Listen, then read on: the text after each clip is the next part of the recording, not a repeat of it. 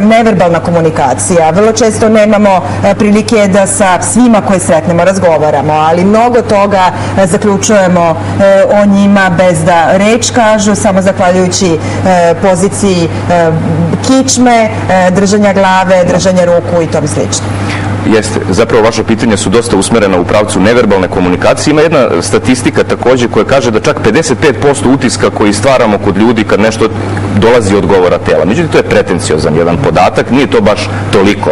Doduše, dobro ste zapazili, mi u stvari kao ljudska vrsta nekoliko miliona godina komuniciramo neverbalno i nama je to u krvi jednostavno, a rečima svega nekoliko hiljada godina i upravo zbog toga desit će se da nas izda govor tela. To je važno, kao na Englezi kažu non-verbal leakage, a to je u stvari to.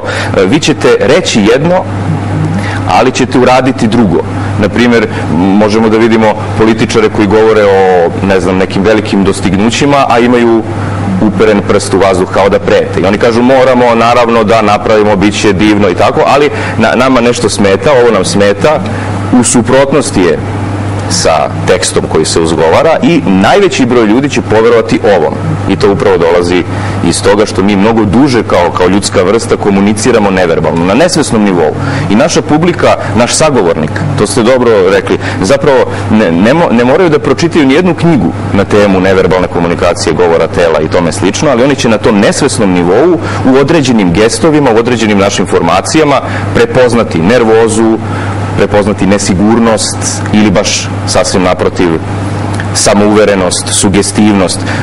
Kod nas na institutu Main Point, na kursevima koje vodimo, dolaze ljudi pa, na primjer, kad je reč o govoru tela, kažu za prekrštene ruke, kaže, ali znam, ali meni je baš ovako udobno. Zašto bih ja sad to menjao, a, na primjer, stručnjaci kažu da ne deluje dobro. Međutim, mi moramo u stvari da prihvatimo te savete tako da stručnjaci su merili, pratili. Većina naše publike će u ovome, vi kao voditelj, kad biste ovako vodili emisiju, najveći broj publike bi u tome prepoznao nesvesno neki grč, nesigurnost, u krajnjoj liniji čak i nestručnost. Tako da, važno je naravno da nam je udobno, ali važno je i kako nas publika doživljava. I kada je o publici reč, time nažalost završavamo i stavljamo samo zarez, jer je važna velika tema o kojoj ćemo govoriti i u narednim nedeljama. Kada je o publici reč, da li na iste stvari svi isto reaguju ili je pitanje podeljenosti i lične percepcije to koje opredeljuje kako na nekog gledamo? Zapravo postoje stvari na koje publika nedvosmisleno isto reaguje. Onda dolazimo na segment nijansi. Jer ako je tehnika dobra, ako je nešto dobro naglašeno, ako je negde pauza na pravom mestu, da bismo mi mogli da prihvatimo tu vašu poruku, da je ta poruka razložna, onda teško da moja percepcija može da bude drugačija od vaše. Meni može da se sviđa vaš stil ili nečiji drugi.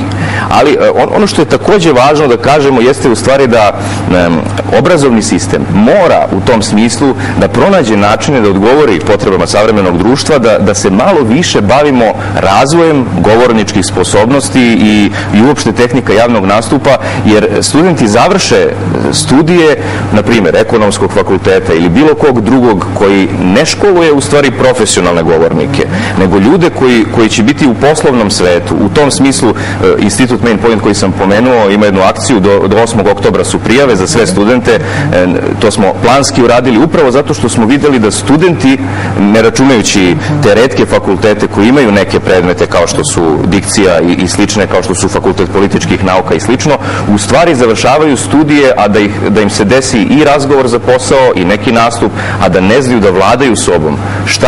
Šta je njihov glas, šta je govor, koje su mogućnosti, ne poznaju dovoljno sebe iz tog ugla predstavljanja, ideje, projekta. Možda je, šta je važnije, znati predstaviti se ili imati šta predstaviti? U kakvom vremenu živimo? Često i ovo drugo što vi kažete, ali najbolje ako može i jedno i drugo. Zbog toga ste vi tu i bit ćete sa nama i u narednim mesecima. Ovo je bio Slobodan Roksandić, komunikolog, glumac.